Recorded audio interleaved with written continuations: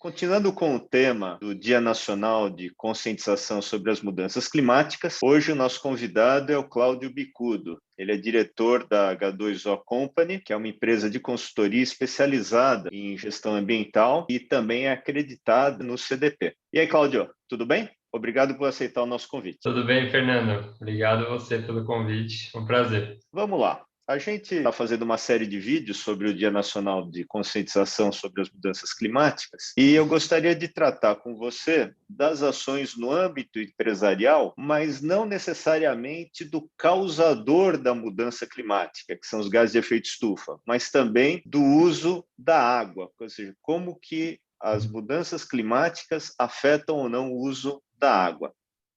Legal, Fernando. Muito interessante essa pergunta, esse tema, né? A gente, quando fundou a empresa, já trouxe esse propósito, né? Porque a gente trabalha muito com o tema das mudanças climáticas e busca essa correlação. Bom, as mudanças climáticas, de maneira geral, causam diversos efeitos, né?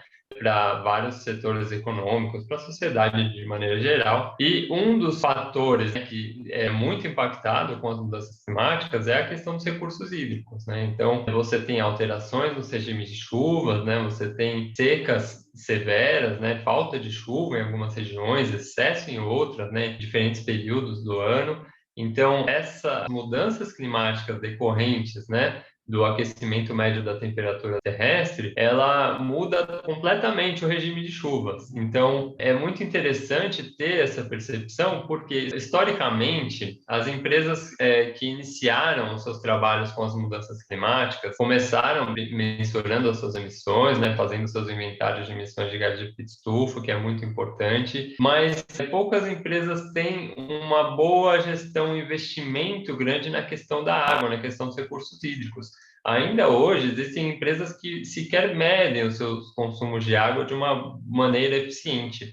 Porque no Brasil, historicamente, a água é um recurso de baixo custo. Em geral, as grandes empresas que utilizam demandam muita água, têm poços artesianos, captam essa água e isso não tem custo. Então, demorou um pouco para as empresas começarem a perceber essa correlação, mas acho que a crise hídrica que a gente passou no Brasil em 2014, principalmente na região sudeste, trouxe um pouco esse olhar, né? Então, hoje, várias empresas estão também respondendo o CDP de segurança hídrica, que inicialmente respondiam só de mudanças climáticas, estão fazendo metas em relação aos recursos hídricos e buscando o uso mais eficiente da água. Isso é muito importante ter uma relação direta com as mudanças climáticas. Perfeito. Bom, na tua H2O Company tem aí quase 10 anos, você já deve ter feito vários projetos em várias companhias diferentes com a questão de uso da água. Gostaria que você contasse algum caso, alguns exemplos de projetos que mostram essa relação. Se puder contar o caso da empresa, ótimo, se não, conta um milagre sem contar o santo.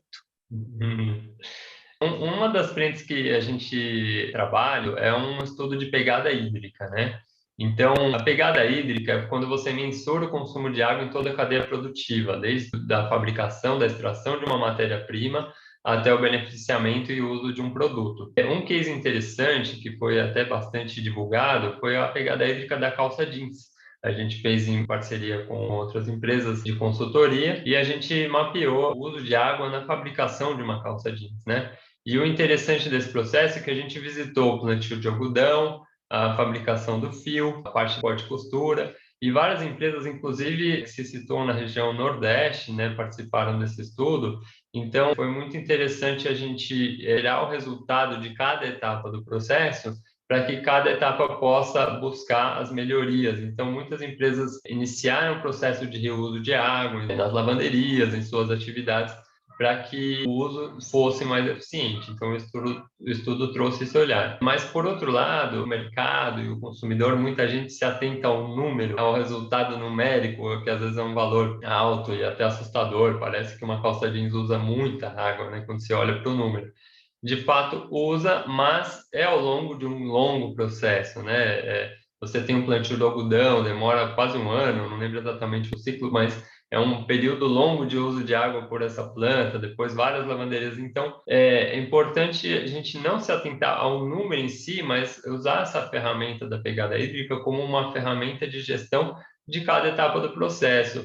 E aí o maior consumidor de água são os processos agrícolas, né? O plantio do algodão, ou então qualquer empresa que usa o processo agrícola, e o que é natural, utiliza água de chuva. Então, por isso traz esse número às vezes alto. Então, tem esse, acho que é um case aí que foi bastante divulgado, mas tem outras empresas que estão olhando para o uso da água no seu ciclo de vida, e a gente agora tem feito bastante estudos de análise de risco hídrico, né? Olhando para cenários de mudanças climáticas. Então, como que os cenários de mudanças climáticas para 2040, 2050 vão impactar risco hídrico para a operação no futuro? E isso, muitas vezes, justifica um investimento que a empresa não faria pelo preço da água, e sim pelo risco de ficar sem água no futuro. Então, é um trabalho que a gente tem feito bastante, essa análise de risco hídrico a partir de cenários climáticos. Beleza, Cláudio, obrigado pela tua participação. Aqueles que assistiram o vídeo e se interessam no tema